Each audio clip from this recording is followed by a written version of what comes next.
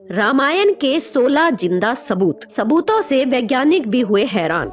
हनुमान जी जब समुद्र को लांघकर सीता मैया की खोज करने के लिए खोजते खोजते श्रीलंका पहुंच गए, तो वहां पहुंचकर किसी कारणवश उन्हें अपना विशाल रूप धारण करना पड़ा और इसी वजह से उनके पैरों के निशान वहां चट्टानी पत्थरों पर जम गए। शायद आपने भी ये कहानी सुनी होगी, लेकिन कई लोग इन कहानियों पर विश्वास नहीं करते। अगर आप भी उनमें से एक हैं, तो आपको बता दें कि श्रीलंका में आज भी वहां के चट्टानी पत्थरों पर हनुमान जी के पद चिन्ह साफ साफ दिखाई देते हैं। कई लोग रामायण की कहानी को सिर्फ एक काल्पनिक कथा मानते हैं, वहीं कुछ लोग इस पर विश्वास भी करते हैं। लेकिन जो विश्वास नहीं करते हैं, उनकी आज सारी गलतफहमियां हम दूर करने वाले हैं, क्योंकि आज इस वीडियो में हम आपको रामायण से जुड़े कुछ ऐसे सबूत दिखाने वाले हैं जो आपको बताएंगे कि रामायण की कथा हमारी धरती पर घटित हो चुकी है। वीडियो शुरू करने से पहले हमारे चैनल अनोखी दुनिया को सब्सक्राइब करके बेल आइकन को प्रेस जरूर कर लें। सबूत नंबर 1, रामायण के अनुसार जब सीता माता का हरण हुआ था, तब सीता माता की खोज करते करते राम जी की मुलाकात हनुमान जी से हुई थी। इसके बाद हनुमान जी रोज एक स्थान पर श्री राम की प्रतीक्षा किया करते थे। आज उस स्थान को हनुमानगढ़ी के नाम से जाना जाता है। इसका उल्लेख रामायण में भी साफ साफ देखने को मिलता है। हनुमानगढ़ी में हनुमान जी का एक बड़ा मंदिर भी है। प्रमाण नंबर 2, जब रावण सीता माता का हरण करके श्रीलंका ले गया था, तो अशोक वाटिका में रखने से पहले उन्हें उसने एक गुफा में रखा था। सबसे बड़ी बात यह है कि वो गुफा आज भी वहाँ मौजूद है, जो देखने में बिल्कुल कोबरा सांप जैसी दिखाई देती है। पर इस गुफा के अंदर जाएंगे तो वहाँ ढेर सारी नक्काशियाँ देखने को मिलेगी, जो इस बात का प्रमाण देती है कि रामायण की कथा कोई काल्पनिक कथा नहीं है। प्रमाण नंबर 3, इसी तरह दोस्तों, जब श्री राम को सीता जी के बारे में पता चला कि वो कहाँ पर कैद है, तब हनुमान जी और बाकी लोगों के साथ श्रीलंका के रास्ते पर निकल पड़े, लेकिन बीच में विशाल समुद्र को देखकर वहाँ पर रुक गए। तब उनकी वानर सेना ने पत्थरों पर राम लिखा और पानी में छोड़ दिया, तो पत्थर पानी में तैरने लगे। इसके बाद पूरी सेना ने मिलकर एक पुल बनाया, आज हम जिस पुल को राम सेतु के नाम से जानते हैं। अब आप ही बताइए दोस्तों, राम सेतु से बड़ा रामायण का और क्या सबूत हो सकता है। लेकिन अगर अभी भी आपको यकीन नहीं हो रहा है, तो आगे सुनिए। जिन पत्थरों से इस राम सेतु पुल का निर्माण हुआ था, अब भी वो वहाँ पर मौजूद हैं। अब इन पत्थरों की रिसर्च की गई तो पता चला कि पत्थर रामायण युग के ही हैं। इसके अलावा आपने रामायण में ये भी पढ़ा होगा कि लक्ष्मण मूर्छित हो गए थे। उस वक्त हनुमान जी हिमालय से वहां पे एक संजीवनी बूटी का पहाड़ उठाकर ले आए थे। लेकिन कई लोग पूछते हैं कि हनुमान जी अगर वो पहाड़ लाए थे, तो वो आखिर पहाड़ अब है कहाँ। चलिए आज आपको इसके भी दर्शन करा देते हैं। प्रमाण नंबर 4, जब आप श्रीलंका जाएंगे और रामायण के तथ्यों को ढूंढने की कोशिश करेंगे, तब आपको वहाँ पर भी एक विशाल पहाड़ दिखाई देगा, जिसका नाम आज द्रोणागिरी पर्वत के नाम से रखा गया है। सबूत नंबर 5, आपको ये जानकर हैरानी होगी कि इस पहाड़ पर और इसके इर्द गिर्द कुछ वैज्ञानिकों ने रिसर्च शुरू की। अपनी रिसर्च में उन्होंने पाया कि इस पहाड़ पर कुछ ऐसी जड़ी बूटियां हैं जो सिर्फ हिमालय पर ही पाई जाती हैं। हालांकि वैज्ञानिक भी इस रिसर्च के बाद हैरान हो गए थे। इन सभी तथ्यों से आपको समझ आ गया होगा कि रामायण कोई काल्पनिक कथा नहीं है। लेकिन अभी भी अगर आपको यकीन नहीं आया है, तो जरा रुकिए, हम आपको कुछ और ऐसे तथ्य बताते हैं जिनको सुनकर आप हैरान हो जाएंगे। सबूत नंबर 6, इसी तरह जब रावण सीता माता का हरण करके ले जा रहा था, तब जटायु ने रावण को रोकने की कोशिश की थी, लेकिन वो अपनी इस कोशिश में सफल नहीं रहे और रावण ने उन्हें मार गिराया। जहाँ पर जटायु गिरे थे, उस जगह को लेपाक्षी मंदिर के नाम से जाना जाता है।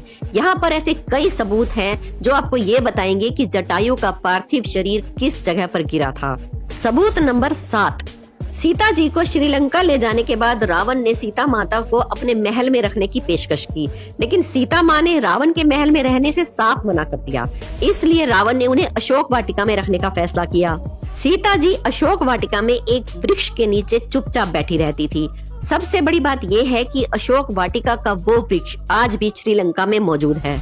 आज इस जगह को नोवारा इलैया के नाम से जाना जाता है। लेकिन दोस्तों, अगर अभी भी आपको रामायण पर यकीन नहीं आ रहा है, तो हम वीडियो में आपको और भी सबूत देने वाले हैं। सबूत नंबर 8, राम और रावण के युद्ध के दौरान रामायण में ये साफ साफ लिखा गया है कि रावण अपनी लंका की सुरक्षा बड़े बड़े विशाल हाथियों की मदद से करता था। आज के हाथियों की तुलना में ये हाथी कई गुना विशाल हुआ करते थे।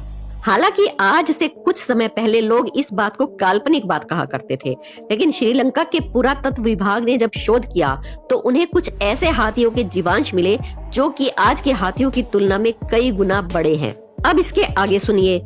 रामायण अगर आपने पढ़ी है या देखी है तो आपको इतना तो पता ही होगा कि एक वक्त ऐसा आया था जब हनुमान जी ने अपनी पूंछ से पूरी लंका को जला दिया था। इसका सबसे बड़ा सबूत ये है कि आज भी यहाँ पर काले रंग की मिट्टी देखने को मिलती है, जो ये साबित करती है कि इतिहास में यहाँ एक बहुत बड़ी आग लगी थी। सबूत नंबर 10। रावण का वध करने के बाद एक समय ऐसा आया था जब सीता माता को अपनी पवित्रता साबित करने के लिए अग्नि परीक्षा देनी पड़ी थी। सबसे बड़ी बात यह है कि जहाँ पर सीता माता ने अग्नि परीक्षा दी थी, आज भी वो स्थान पूरी तरह से सुरक्षित है। उस जगह को दीवुरुम्पल्ला के नाम से जाना जाता है। सबूत नंबर 11। राम जी के द्वारा रावण का वध किया गया, लेकिन रावण एक ब्राह्मण था। हिंदू मान्यताओं के अनुसार किसी भी ब्राह्मण की हत्या करना सबसे बड़ा पाप है। इसी पाप से छुटकारा पाने के लिए राम जी ने भगवान शिव की आराधना की। शिव जी प्रकट हो गए और उन्होंने राम जी से कहा कि अगर वो पाप से छुटकारा पाना चाहते हैं तो उन्हें 4 शिवलिंगों की पूजा करनी पड़ेगी।